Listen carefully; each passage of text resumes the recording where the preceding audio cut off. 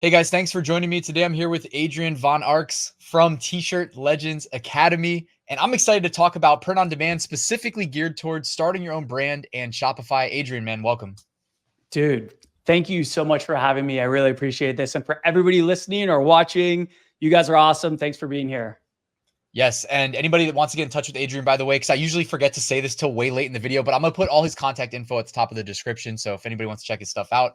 But dude, all right, how much money am I missing out on? Like, just tell me right up front by not being on Shopify. I'm known for the big marketplaces, Amazon, Etsy, eBay, Walmart, and I know I'm leaving money on the table. Like, how bad is it? Oh man, like it's not like a question that there's like a numeric answer for.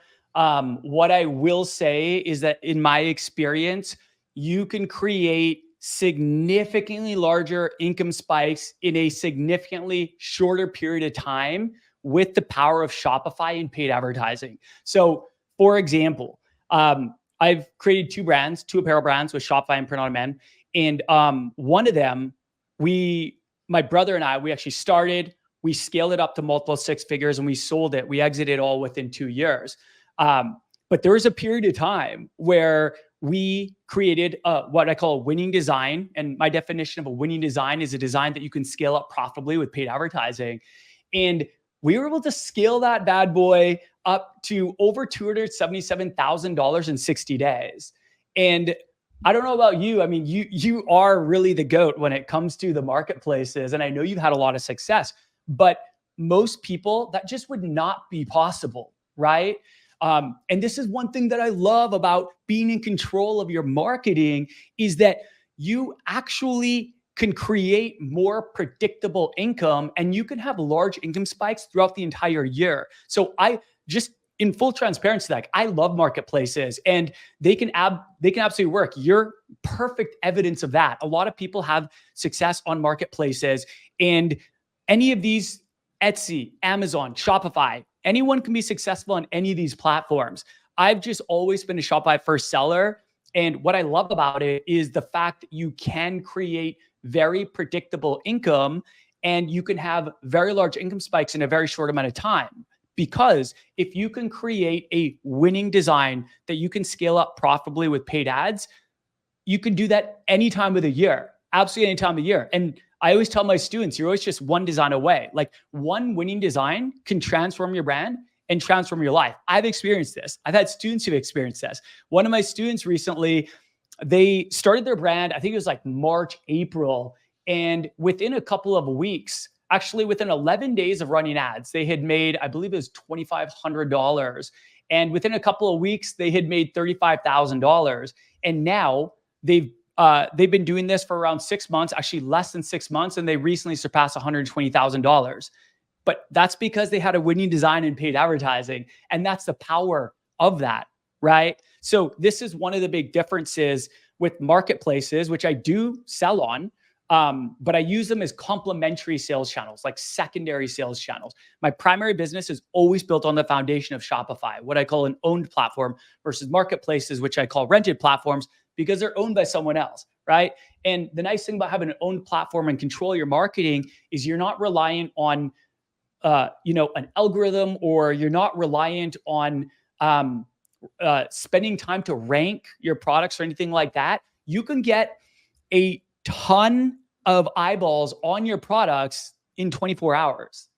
Like on average, I would say it probably costs around, with paid ads, it depends on how good the ad is. Some can be really cheap, some can be really expensive. But let's say like an average ad, I would say you probably get in front of 1,000 people for $15. And you can do that in a single day. You can get in front of 10,000 people in a single day. That's the power of paid advertising. You don't have to wait for anything.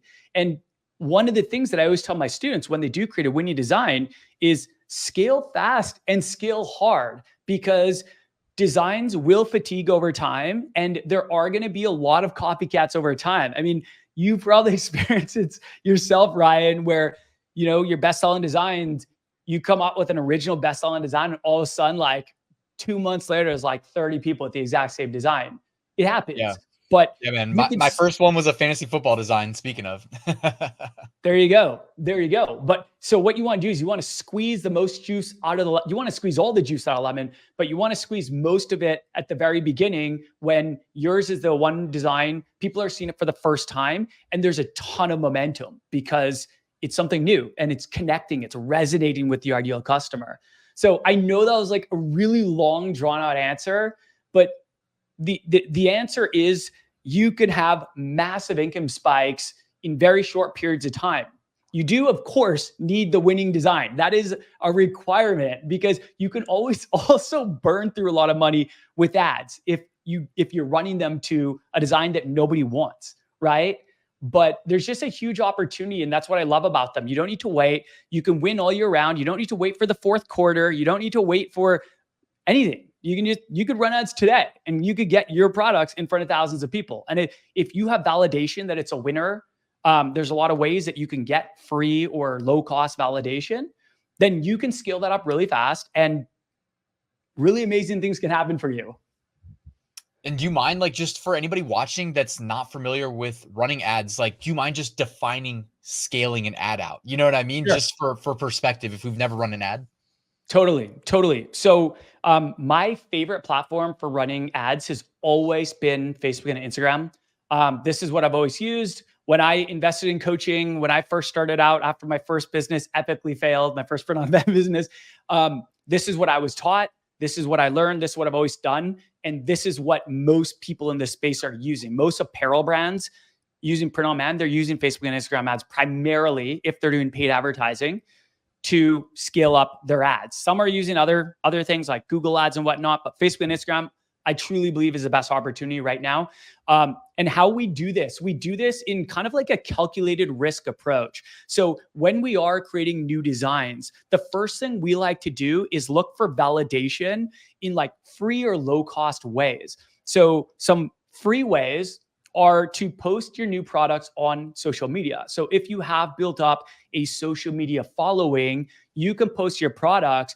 And what you want to look for is you want to look for disproportionate amounts of engagement on this one product compared to the average of your other products. So let's say you post a new product every week and you're averaging like 10 likes per product, right? And then all of a sudden you post a product and you got 100 likes on that. Well, that's 10x the engagement. And if you can get buyer intent comments, people saying, I need this, I want this, I just bought this, even better. That's more validation, right? But that's a form of validation. There's some magic there. Why did this one product get 10 times the interaction of your other products? There's magic there. That's a form of validation. If you have an email list, if you've built up an email marketing list, every time you release new designs, you should be putting those out to your subscribers and see how they react. Look for validation in the form of sales. Now, if you just want to get straight to the chase and you just want to get right into running paid ads, my strong recommendation, if you're in the testing phase, like if you don't fully know if it's a winning design, we always recommend that you start with small budget ads. So this would be something like $15 to $25 a day for 3 days. So you run ads to your product, to your design for 3 days at $15 to $25 a day. If after those 3 days, it's profitable, that would be the green light to scale it up. And there's a couple different ways to scale. I don't want to go too far down the rabbit hole, but what you can do is you can create more ads, or what you can do is you can just crank up the budget. And generally that's the first thing we would recommend doing because it's super easy. You just turn up the budget. You can either duplicate the ad at a bigger budget, because if this ad's working really well at a small budget, you want to make sure you don't break it or disrupt the optimization, right? It's giving you profit. So what we would actually recommend is to duplicate that ad and increase the budget and see how that goes.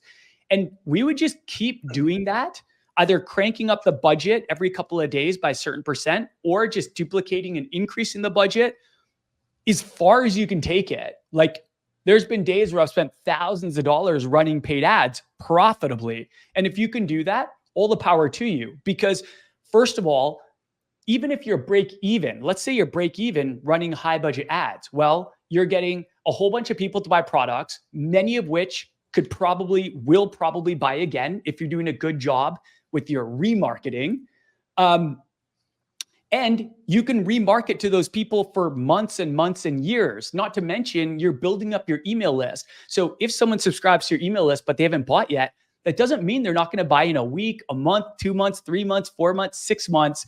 These are all potential customers. And when you do have a design that really resonates with them, if they're subscribed to your email list, guess what? They'll probably convert, right? So I really like this income model. And this is another big difference between sort of the Shopify branded approach, like creating a brand versus being on marketplaces, is that if you can create loyal, diehard brand advocates who love your brand, they love why it exists, your brand's values align with them, they're passionate about the niche, a lot of those people, they want to support you and they will buy again and again and again.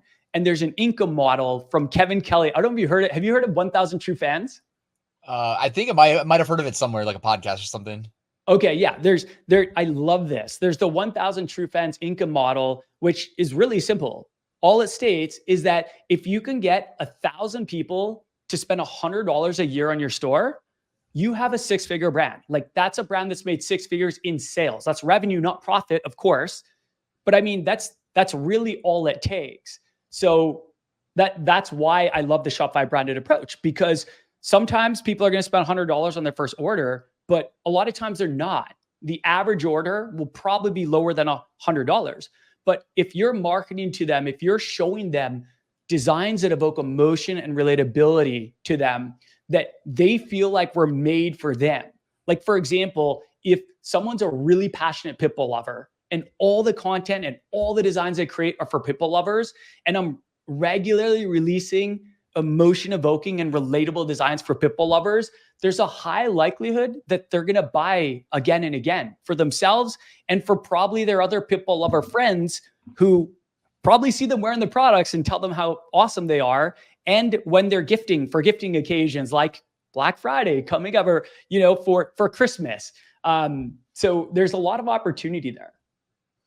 And now, see, this is where I'm always like, am I missing something though? How hard is it to get into advertising? I feel like it most likely used to be a lot harder. I've heard recently that Facebook is making it much easier to get in there and like get your products out. But like, how good is there? I mean, I'm kind of clueless, man. It's been a long time since I've been in Facebook ads. Like, are they good at getting your product in front of the right customer, or are you just burning cash hoping that like they get it right? You know what I mean? Sure. I just, before I answer the question, I just want to preface it by saying that like a design that resonates with your ideal customer, with your target audience, is a requirement to make sales. And I think there's a misconception that marketing is very challenging because a lot of people ran ads, not really know what they're doing. And that's okay. That's how I was when I started out. Everyone has to start somewhere, right? But a lot of people, they ran ads not knowing what they're doing to a product that they didn't know if anyone liked, and they burned through money. And that's always how it's going to be, because there was no validation. Like they didn't know if anyone would like that product. And that's the beauty of ads, is that you can get validation very quickly. Now, it's not always going to be the validation you want, but you can quickly get validation, whether this is a design that people care about or that people don't care about. So the reason I say this is because what I've realized is that running ads is actually not that hard. It's creating a design that you can scale profitably, that evokes emotion, relatability for your ideal customer. That's much harder. If you have that, you could have the most mediocre ad and you'll still make sales, because you're going to stop the scroll of your ideal customer when they see this design that they're obsessed with, and they're going to buy it, even if the ad is super mediocre. So it's much more challenging to actually create something that people want to buy than it is to actually get your product in front of a bunch of eyeballs. Now, going back to the original question about how challenging is it to run ads? Yeah, how do we get the Pitbull design in front of the Pitbull owner and not the Chihuahua owner? That's what I want to know. Totally. And what I will say is that Meta is so good at optimization. Like, they are a learning machine. Like, if you run ads, even if you started with broad targeting, what they're going to do is they're going to optimize very quickly because they have an insane amount of data, and eventually they'll get it in front of your ideal customer. Now, there are things you can do to help it optimize faster. Like if you know that your ideal customer is between 45 and 65, then you can run ads just to people between 45 and 65 and let Meta optimize for the rest, right? So what they're going to do is they're just going to put your product out in front of people, and then they're going to very quickly identify trends. Like, what's the average age range of people that are interacting with this ad? What's their location? What's their gender? What are their interests? And what they're going to realize as they get it in front of more people, they continue to learn, just like AI. It's like machine learning. And they're going to eventually hone it in on your ideal customer if it's like a well dialed in ad. Like if it's for Pitbull lovers, you can bet that it'll eventually get in front of Pitbull lovers. And you can definitely, use manual techniques in Meta if you know your ideal customer really well, to run ads, but you can also just go broad and let them optimize. And they're really good at it. Like, so many people, we think we know our customers better than Meta. Like, I'm guilty of this. So many people do, but I know now that I don't know my customers better than Meta. They have so much data and they can optimize so fast because they have so many data points. A lot of times they end up telling you who your customer is. Like, if you were targeting Pitbull lovers and you're like, oh, I want to target Gen Z Pitbull lovers, and you're targeting Pitbull lovers like 18 to 25, right? If you run ads, you might realize very quickly that people 45 to 55 are way more interested in your products. So what are you going to do? If it were me, I would lean into that. I'd be like, the data's telling me that these people are more interested and they want my products. The Gen Z people don't care. None of them are buying. And so I would lean into that. Like, you can use the data that you collect to make better business decisions moving forward for future ads. So even if you do run a failed test, which we've all been guilty of that, there's a lot of times that you're going to burn through money if it's not a validated design, if it's not a winning design. But you can still learn. Like, you can look at the data that Meta has put together for you, and then you can optimize your own ads moving forward. Does that all make sense, or did I go way too far down the rabbit hole there? I mean, it makes sense to me. Yeah. Like, you're collecting all the demographic, psychographic characteristics. I don't know how much like they reveal to you maybe, but I guess if it's like anonymized, then maybe they do reveal a lot of it to you and you kind of develop a profile anyways. Yeah. Yeah. I mean, you can look at the data that they do give, and you can definitely make some optimization decisions. Like, you can see age ranges, you can see location, you can see gender. There's a lot of different things that you can use to improve your ads moving forward. But kind of going back to the original question, what I will say is that Meta ads have definitely gotten easier. Like, it feels, this is going to sound bad, but it feels like Meta's trying to take control away from the marketers. Like, they've taken away a lot of the targeting, like a lot of the detailed targeting. It feels like they're trying to take it away. And you're like, why are you guys doing this? Why won't you let me target Christians if I'm in the Christian niche? Why won't you let me target these people if I'm in this niche? But the reason they're doing it is because they are spending insane amounts of money on engineers to create a tool that is very easy to use, and that essentially you pay it money and it puts it in front of the people that they think are most likely to buy it. And as much as some people feel like, ads manager, Meta ads are not their friend and they're the enemy, there is, like, they want you to succeed. They want you to succeed because if you succeed, you give them more money, right? That's how, Meta makes so much of their money from marketers like us, and they want you to succeed. But if you don't have a product that people want, then you're not going to succeed, and they can't force anyone to buy it, right? There aren't bots on the other side of these ads. Like, they're humans that need to have some sort of connection with the product to end up making the purchase. So I do think they have our best interests in mind from a standpoint of, their own kind of opportunistic standpoint. They want to make it easy. They want us to let them have more control because they think they know better. And to be honest, I believe that they do. They just have such an insane amount of data.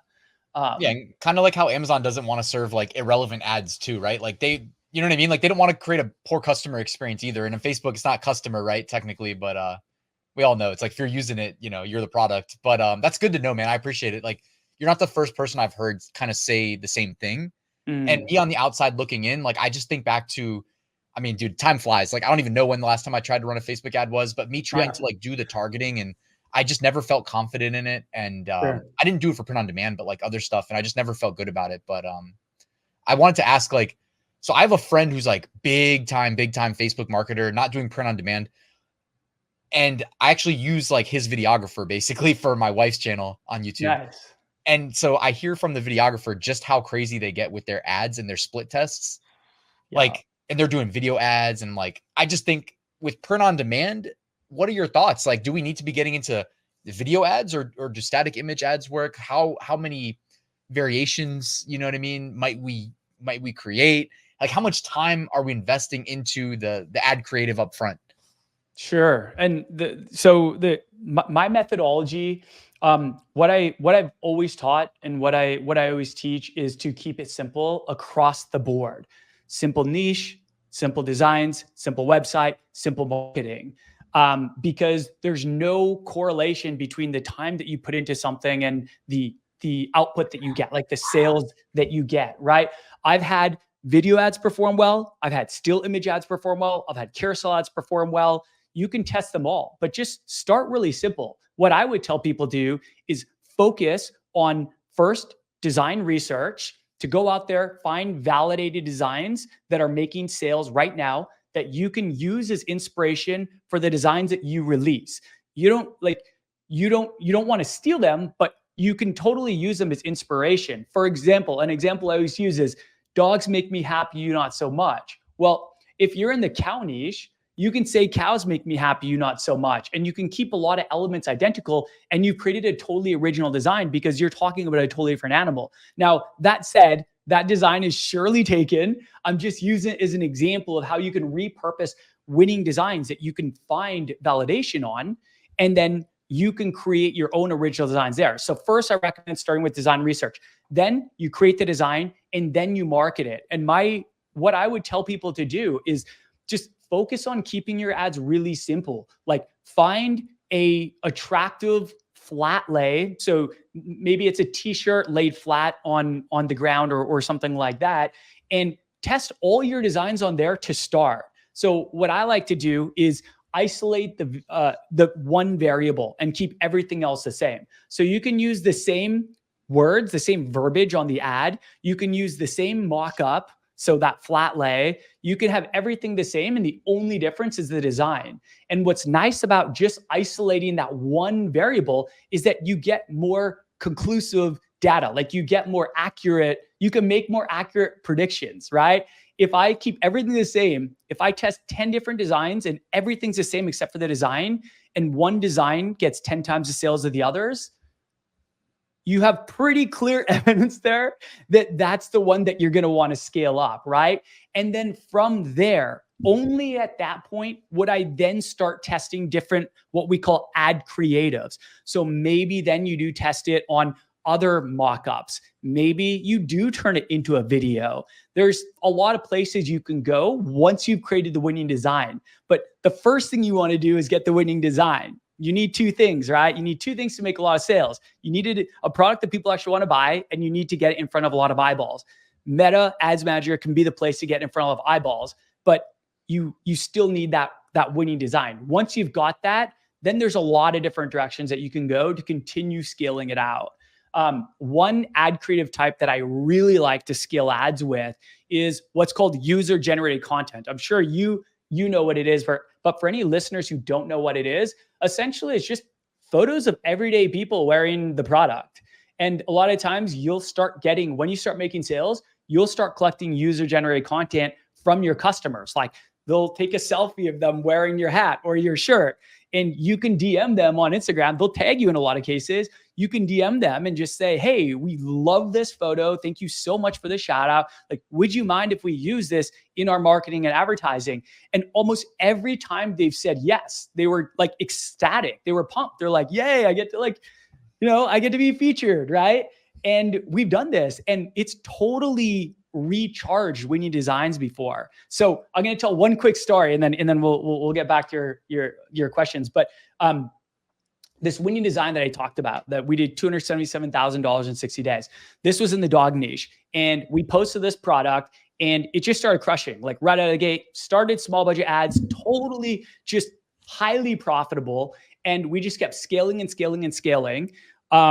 And then all of a sudden, the tags started coming, like people tagging us on Instagram and saying how much they love the product. And there was this one person, it was actually a hat, this design, this person, they tagged us on a photo wearing a hat. They were like looking down, and it showed the design really prominently. And they had their dog beside them. So that caught the eye of all the dog lovers, which is another little pro tip. That caught the eye of the dog lovers. And then they started interacting with the ad. And it was almost as if we'd created a new winner all over again. Because at first it was just like a mock-up, like a basic mock-up of the product. But then we started running ads to this photo of this customer that looked pretty raw on their phone showing the hat. And that ad blew up. And it was the exact same design. It was just a different ad creative. And anyone who had seen the ad before, sometimes they get what's called banner blindness. This just snaps them out of the banner blindness. And maybe it was the dog that caught their attention, but then they read the slogan, they fell in love with it. And we were able to scale that ad to the moon. Same design, just different image. And both were still images, no video, no carousel. And a lot of my students, myself included, we're having success with still images right now. Videos can definitely work. And they do work. Any of those can work if you have a winning design and it's good. But I feel like over the last couple of years, a lot of people felt like they need to be pumping out like a high volume of video ads. And that's just not the case. I would actually recommend starting with still image because it's just easier. It's just simpler for testing purposes. And then maybe as a form of scaling, if it's a successful design, scale it up to video ads. Nice. And you got me thinking, like, how much is Temu running up the ad costs on everybody? Because they're constantly in my Instagram feed since we started moving, and I'm spending all this money. Temu's got 40 products that I didn't know I needed every time I open up Instagram. Yeah. See, that's another benefit of having a brand, is that you're not competing with a brand like Temu. If you have loyal brand advocates who love your brand and love why you exist, even if they're seeing the ads from Temu for something that looks really similar, they're more likely to buy it from you because they know that Temu is just some like marketplace where they just have a bunch of cheap crap. I'm just going to say it. And they're not looking at you guys in the same category. If you've done a good job of branding, especially if you've done a good job of increasing the perceived value of your brand, then they're not going to look at you guys as an apple and oranges comparison. And the way that I like to explain this is, let's say that you were super passionate about the national parks. They're beautiful. I personally love the national parks. If you were super passionate about the national parks and you followed a brand like the Parks Project, 7-8 figure brand, and you saw an amazing product sold by the Parks Project, who the whole reason this brand exists is to support the national parks. And then you saw that same product at Walmart. Even if it was cheaper, a lot of the people would rather support the brand whose values align with them than going to Walmart and buying the cheaper version of that product, because they know that Walmart doesn't care nearly as much about the parks as the brand that they follow and love, that educates, entertains, and inspires them online and creates the whole reason the brand exists is for the parks. They're passionate about that, right? So that's a great way that you can differentiate from Temu. But I get the ads from Temu too. Yeah, I get them too often now, and it's like I love how it went from 20 to 40. That made me laugh. Do you ever use like more than one? And like, do you ever use what they called like just carousels or anything like that in your ads, or just one static image? Yep, we do carousel ads. So a couple of years ago, carousel ads used to work really well for us, and then they just like, stopped working as well. I don't know why, and I'm not saying they don't work. And they definitely work for some of our students. Personally, we've had more success with still image ads today than with carousel ads. So we stick with still image ads, at least when we're first when we're first running ads. We just want to keep things really, really simple. We want to systematize the process so that we can just research the designs, create the designs, test the designs, and move on. And we try to take the emotion out of it. It's just a system, right? Those are the three things we focus on: design research, design creation, and marketing. If we run the ad and it isn't profitable after 3 days at a low budget, we will not run that ad any further. We will just move on to the next batch of new designs. Love that, man. I love the system approach from just a coaching perspective. Like I realized kind of like later on after starting the courses that I need to be more systematic, because I think it just resonates better with students. So I definitely co-sign that. I wanted to ask you about, like, what is the most common pitfall? Like, I'm not skeptical of Shopify. Like, I believe for sure in the potential, right? Yeah. Like, and I love the combination potential of like the paid ads and the organic. Like, that's really my whole thing, is like the organic content. I don't know why I've been so scared of running paid ads, but like, where are people falling short? Like, if I think of Shopify, the reason I talk people out of it, if I ever do, is I'm like, look, it's just a lot to do right. Like I always think of like the email automation. Most people have never done, email anything, right? And then your email blasts and all the, things that you have to put on a Shopify website that kind of increase conversion rate. You know what I mean? Like, I'm sure there's plenty of little modules and things you can add. And I'm not trying to talk people out, but that's where it's like, if you're going to dive in, I can totally see why people would want coaching.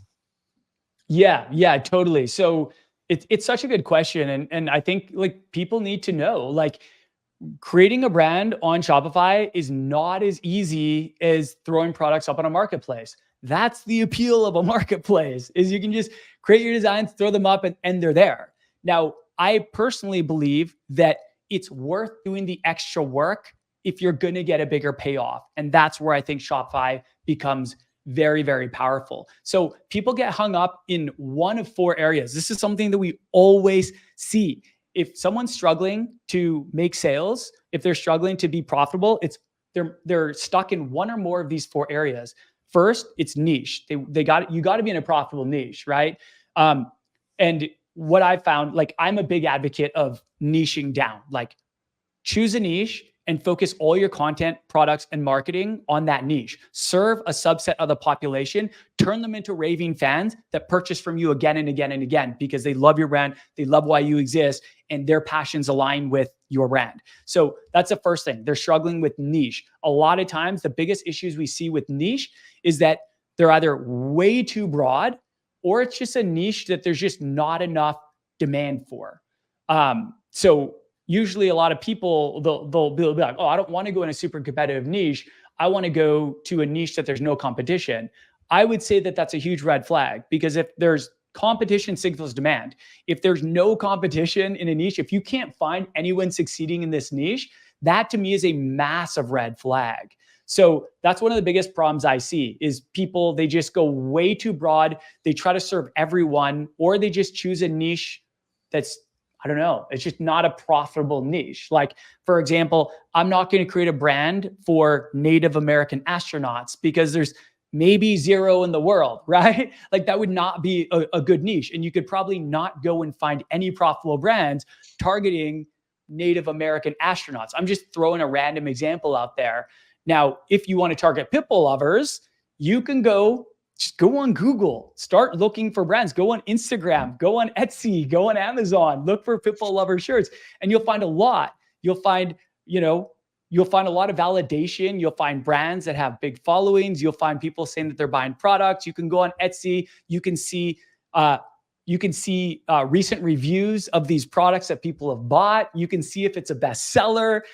You can see if there's 12 of those items have added to cart in the last 24 hours. There's so much validation out there if we just take the time to do it. So going back to the original question, though, the 4 areas, I'll state the 4 areas and then I'll talk about like the issues that people have with each. So first is niche, second is website, third is design. Well, second is designs actually, third is website, and fourth is marketing. It's always one or more of those 4 areas that people are struggling with. So niche, The biggest issues are people going way too broad or trying to target everyone. And it's very hard because it's hard to differentiate when you're competing against Walmart and Target, all these big box stores and Amazon and, all these things, and nothing really differentiates you, right? The second is design. Can I say something real quick too? Like, I think of it like this too. It's like, you want to be able to email blast your entire list with like whatever it is, a new product offering or something, and not have to second guess that you're going to get somebody unsubscribing because they don't think it's relevant, right? Like, if you're niche down enough, you already know, hey, they like whatever it is, Pipples again, just keep it that example, right? And so it's like, to me, that makes all the sense in the world, because I think, a lot of the value of a customer is not just from the first order, it's lifetime value. If you're doing this right, it's multiple orders. So yeah. 100%, man. That goes back to the 1,000 true fans. Like, the goal should never be just to get people to buy once. And when you're running ads and you're paying to acquire a customer, you're paying a toll to acquire that customer. You're handing Meta money, and in exchange, they're handing you sales, right? That's great. But then the goal should be to continue marketing to that customer without the ads. Like, now you can take them over to email, which is very low cost, and you can get them buying again and again and again. And you're right. If all your content and all your products align with what they're super passionate about, let's say Pipples, then in theory, every product is going to appeal to them, right? They're not going to buy every product, but they're not going to be like, why are they showing me this Pitbull Valentine's shirt, right? Like, they're Pitbull lovers. Of course, you want to show them the Pitbull Valentine's shirt. And that's why I tell my students, niche down and commit to making all your content and all your designs just for your ideal customer in mind. So they feel like you get them and like, this is my brand, right? So yeah, niche. Second is designs. This is by far the number one reason why people aren't making sales. By far. It is not marketing. It's the design. Agree, by the way. I agree.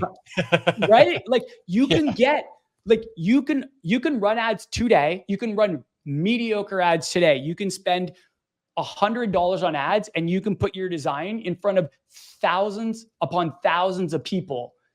Now, will they make sales? No, because ads don't equal sales. Good ads equal sales, right? More ads don't equal more sales. So you need something that people actually want to buy. And this is where a lot of people fall short. They post on Instagram, they send emails, they run ads, and they don't make sales. And they think it's all the marketing that's the reason. They're like, oh, Facebook ads don't work. Email marketing doesn't work. Social media doesn't work. Well, have you ever thought maybe that it's like a product that people just don't want? That seems like pretty good validation to me that it's just not a winning design. And that's okay. Like, I post flops all the time, all the freaking time, right? It's part of the process. Like, not every design is going to be a winner. It might be your 10th, it might be your 100th, it might be your 200th, right?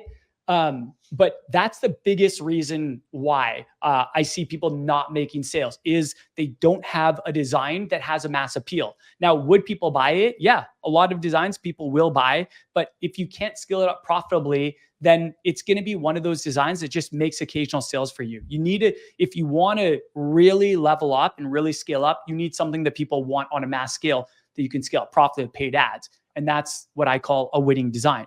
So that's when it comes to designs, one of the biggest issues I see is that people do not put enough time into design research. They don't go out there looking for designs that are winning right now and then use those as inspiration for their own. A lot of people, I've been guilty of this too. By the way, I've been guilty of like every mistake I'm talking about. So I totally empathize. But a lot of people, they're creating designs for them. But you aren't like that person is not their customer. This is why I always tell my students, let your customers vote with their dollars and don't get emotional with your designs. Like, you might love this design and you might post it to crickets, right? Nobody buys it. And then there might be a design that you're super apprehensive about. And you're like, I don't know if I even want to post this. And then you post it and your customers love it. Let your customers vote with their dollars. Like, don't get emotional. If it doesn't make sales, just move on and go back to the drawing board, do your design research, and create new designs and keep rolling them out. I'm a big advocate of rolling out relatively high volume of designs, because the way that I look at it is I think of it like, this is something I heard on a podcast recently that I was like, this totally works in the context of designs. I think of it like fishing. If there's one fisher out on the water with 10 fishing rods in the water, and there's another fisherman with one fishing rod in the water, who is more likely to catch a fish? Right. The one fisherman has a 10 times more likelihood because they've put out 10 rods versus one. The same goes with designs. We can't predict which designs are going to be winners. We can try to predict, and sometimes we're going to be right, and sometimes we're going to be wrong. But at the end of the day, our customers are the ones that are buying, not us. And so the biggest issue with designs is poor design research or no design research at all, and people creating designs that they like, even if they identify with their niche. And sometimes those will be great. Those will do great for them, but other times they won't. And that's why you have to take the emotion out of it. And you just have to think of it as a system, like focus on the process, releasing more designs, and detach from the result, because your customers will let you know if this is something that is going to transform your business. So that's the second one, that's designs. The third one is website. And this is one that I feel like gets way more, I feel like people think it's a lot more challenging to create a Shopify website than it actually is. I'm not a techie person myself. I've been able to create many Shopify websites. And what I always tell my students is like, keep it simple. Simple sells across the board. Simple websites perform really well. And the focus should be on the product, not the website. I would way rather spend more time on the designs and the products and less time on the website than spend more time on the website and less time on the design and the products, because you're not selling your website, you're selling your products. So you can make a lot of sales with a super simple website. And this is why I love Shopify, because Shopify has pre-made design templates. Like, I don't know how to code. I'm not a techie person. I don't know how to build a website, but they have pre-made templates, which you can use. You can drag and drop. A lot of it is just fill in the blank or upload an image of your logo, something like that. A lot of people make a website in a day. And then there's other people who spend a year making a website. And while both are kind of extremes, in my opinion, most people aren't going to build their website in a day and most aren't going to build theirs in a year. Like, it's possible to build it in a very short amount of time with no tech skills at all. Like, no, you don't need to code. You don't need to be a developer or anything like that. I don't think anyone makes it easier than Shopify. That's why I love using them, because I'm not techie and I just want to throw up a website really quick. And I just want them to make it really simple for me. And I think they do a really good job of that. So when it comes to website, first of all, I think people are just scared to try it out because they think they have to build from scratch. And I totally understand why they would think that until they actually try it.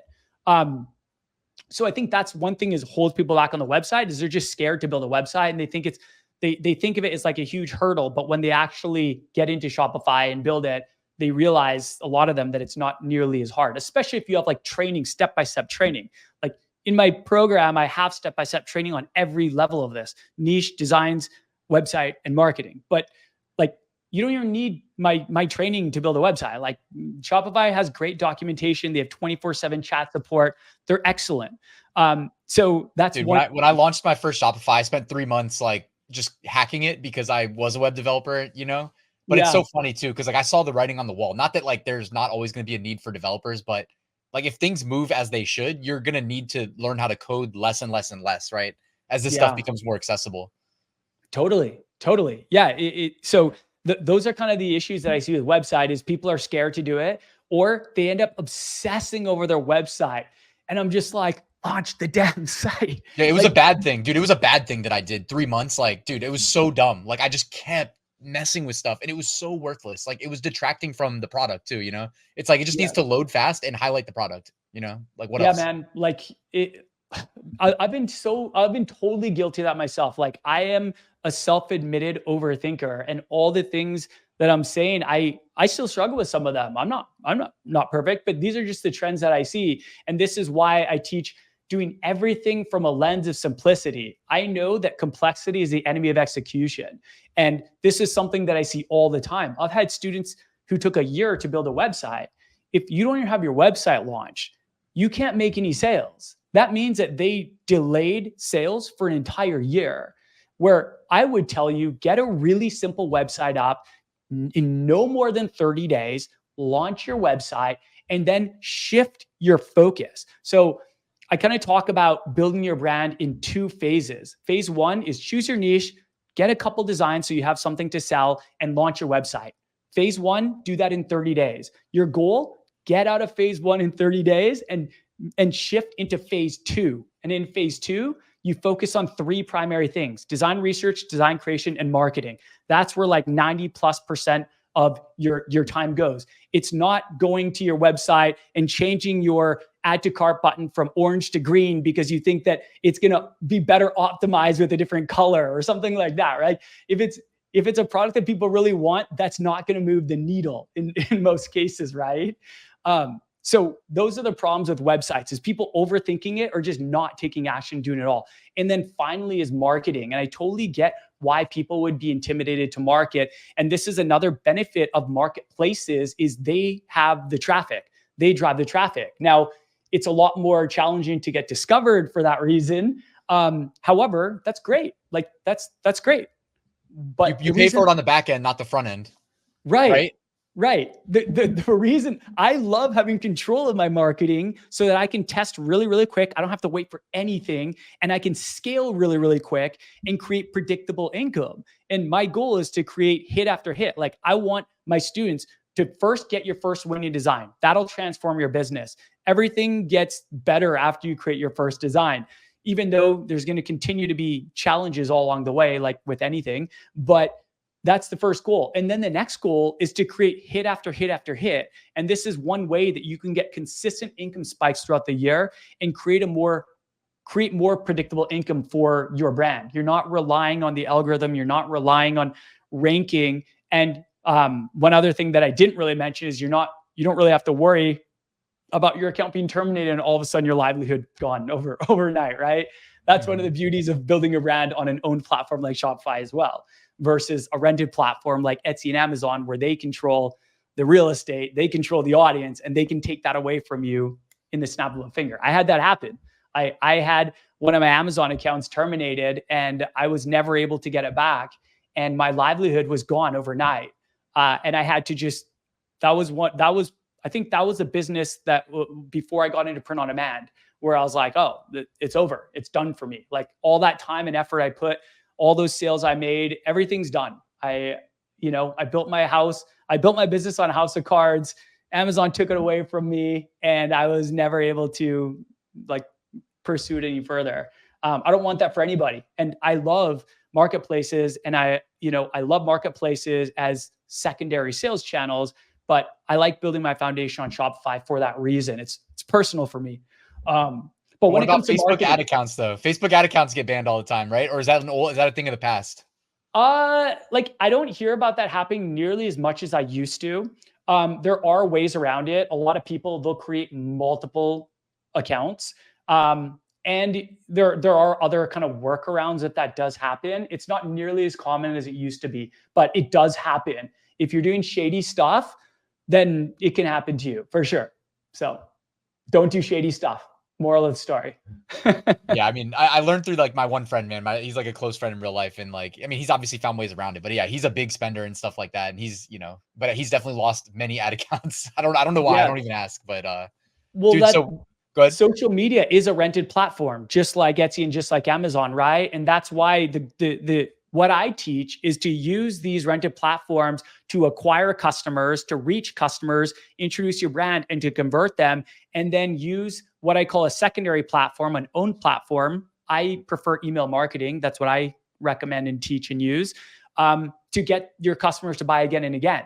Build up a valuable list of email subscribers. And even if in a worst case scenario, you were to lose your ads manager account, but you have this super valuable list of passionate brand advocates, then you can continue to monetize that list for a long while to come, while you're finding other acquisition channels that you can explore to continue growing the list and continue marketing to them. Does that make sense? Yeah. And no, I appreciate it, man. So many good insights. I wanted to quickly ask, because it popped in my mind, like, what about retargeting? You do anything with that? Like, is that like, I know that in the past was like very valuable. Is that still something that you're focused on? Is it not anything that matters anymore? So retargeting, in my experience, has gotten a lot less effective since the iOS 14 update. So a couple years ago, have you heard of the iOS 14 update? Yes, yeah, but I'm also not an iOS like user, and I'm not a Facebook marketer, so it's like I'm just on the Right. outside looking in. Sure.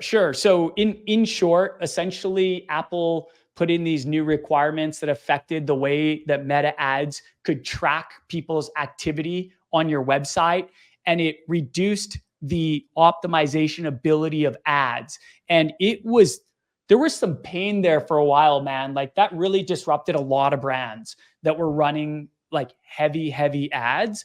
Um, but one thing that hasn't really come back in the same level of effectiveness in my experience and what I see from students is retargeting ads used to be really powerful. Like they used to have some of the best return on ad spend, meaning that for every dollar you put in, you got $2, $3, or $4 back, right?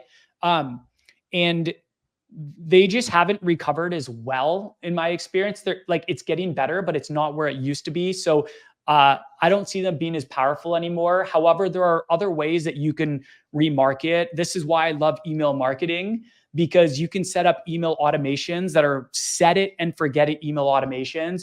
You create them once, and then they automatically send emails triggered on an action. So for example, if I was on a Pitbull Lover website, because I'm a Pitbull lover, and I added an item to my cart on the website, and then I closed out that website without completing my purchase, this email automation would automatically be triggered, and it would send an email to me reminding me that I left something in my cart and maybe offering me an incentive to complete my purchase.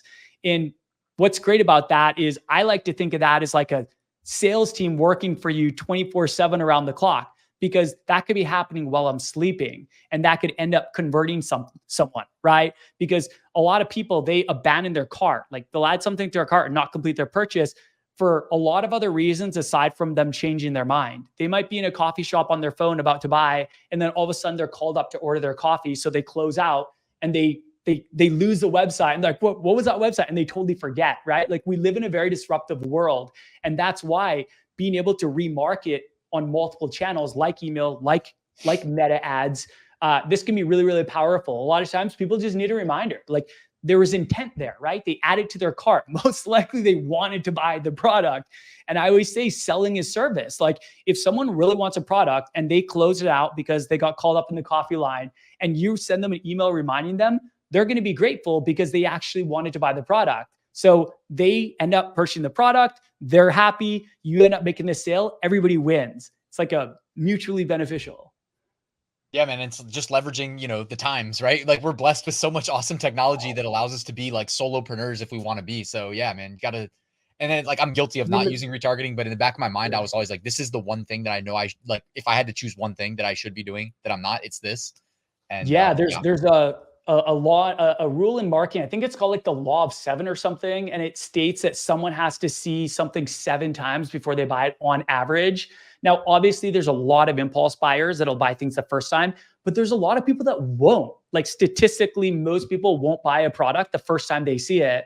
That's why it's our job as marketers to keep getting it in front of them. Like, have you been guilty of this where you see a product and you're like, oh, that's so cool, I totally need that, but you don't take any action? And then you see it again, you're like, I'm going to buy that. And then you don't buy it. And then you see it again, because we live in such a disruptive world, right? And maybe it's something for your wife, let's say, and you keep saying you're going to buy it and you keep getting reminded of it. And then eventually her birthday's coming up in 2 weeks, and you see that perfectly timed ad for like the 7th time. And you're like, I'm buying it now because I'm down to the wire. But that's marketing. Like that's marketing. The goal should always be to get your products in front of people more than once. Dude, that you just triggered my brain. It's like, that's the future of marketing, when like Meta's like sending me ads because it knows my wife's birthday is coming up. In case I forgot, it's like sending me just like the perfect, like my ads that I'm seeing, like as a potential customer, start shifting from things I like to things she likes. I'm like, oh, right. She has a birthday coming up, doesn't she? Dude, that's the future, man. Dude, 100%, 100%. Oh, that's going to be funny, man. All right. What did we miss? It's coming up on an hour. Like you've said it all. And I'm joking when I say that. Like there's probably so much more to it, which I totally get why you have a training And you said you have a community. You guys do like regular calls and whatnot. Do you want to talk about that for a second? Sure. Yeah. I'll keep it really brief. Like if you do want direct coaching and if you do want a lot of done for you training and resources, I do have a training and coaching program that I started with my brother called T-Shirt Legends Academy. We help people build profitable businesses with Shopify and Print on Demand. That is why this brand exists. And it's like the joy of my life. I pour my heart and soul into this. I'm really passionate about teaching this stuff because it transformed my life.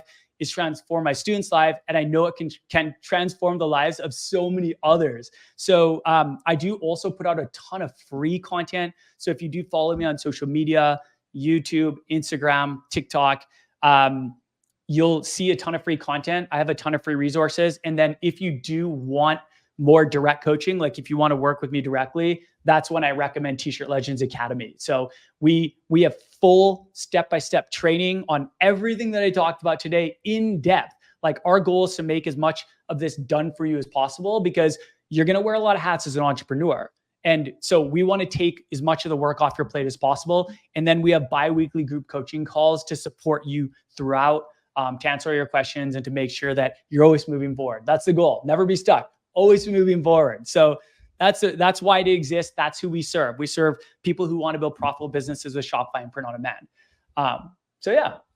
Yeah, I love that, man. And, me going back to my roots, like what got my journey started, Amazon FBA, hiring a coach, like that's what it took. You know what I mean? So I'm all for that, man. Training programs. And also like just the comfort of knowing, if you need it, the hand holding's there. If you have a question, hopefully the resource exists. If it doesn't, us as the coach, we see, the same question coming up multiple times. Okay, I need to add a resource for that. And you seem like you really got your stuff together. So I'll definitely, be endorsing that. I'll link to it in the description. Thank you. I really appreciate that. Yeah, man. Everyone has a potential to succeed here. Success is a result of strategy, not luck. If you are following a proven, tried and tested strategy, you can succeed at this. It's not luck. It's not special ability. I'm not a marketing genius. I'm not a guru. I don't have any special abilities. In fact, I think a lot of my students are more able than I am. You know what I mean? But I followed a proven strategy. Like I started a print on demand business when I first heard about it, failed miserably. And then I invested in coaching. And within a year, I had a 6-figure brand. Within 8 months, actually, I had a 6-figure brand. And even crazier, I started with 2 friends. They started at the same time. They're the ones who introduced me. They were failing just like me. We were all just floundering. And we all invested in that training. And all of us had 6-figure brands within the first year of investing in ourselves because we followed a proven, tried and tested strategy. And that's really all it takes. Like, I'm not trying to make it seem super easy. It's not easy. There's simple frameworks that you can follow to significantly increase your chance of success, but work is required. But I know the entrepreneurs, they're up for the task. If you were blessed with the entrepreneurial spirit, you're listening to this. You're listening to us right now for a reason, because you're an action taker and you want more to your life. Maybe you want to unlock more freedom. Maybe you want to start living life on your terms. Maybe you want to quit your soul-sucking job like I did. Whatever the reason, people are listening to this because they want to change their lives. And this is what I love about entrepreneurs, man. They're action takers. They're doers. Like, the world needs more entrepreneurs. Entrepreneurs change the world. Entrepreneurs solve problems. Entrepreneurs add value out there in the world and in the marketplace. And anyone is capable of doing this. And that's what I tell people. There's always room for great new brands. If you want it bad enough and you follow a proven strategy, you can succeed. And I love seeing people win. Whether they're my student or not, I love seeing them win because they're living out their dreams, man. They should be celebrated for that. Good on them. For sure. And I mean, the things you learn too, like they're going to pay dividends for the rest of your life. Like Shopify, like starting an e-commerce website is not something that you're going to learn today. And in 10 years be like, oh, that was a waste of time. You know what I mean? In 10 years, you're going to be so happy you learned today. The same way that like when I learned how to sell on Amazon, I was like, even if this fails, I know this is valuable. So yeah, don't overthink it, guys. And this has been great, man. Adrian, it's been great. I'm fired up, man. I hope everybody that's watching too, drop us a comment, drop us a like, check out Adrian's stuff linked in the description. And man, I want to thank you again for being here. Dude, thank you so much for having me on. This was so much fun. Thank you. Really appreciate it.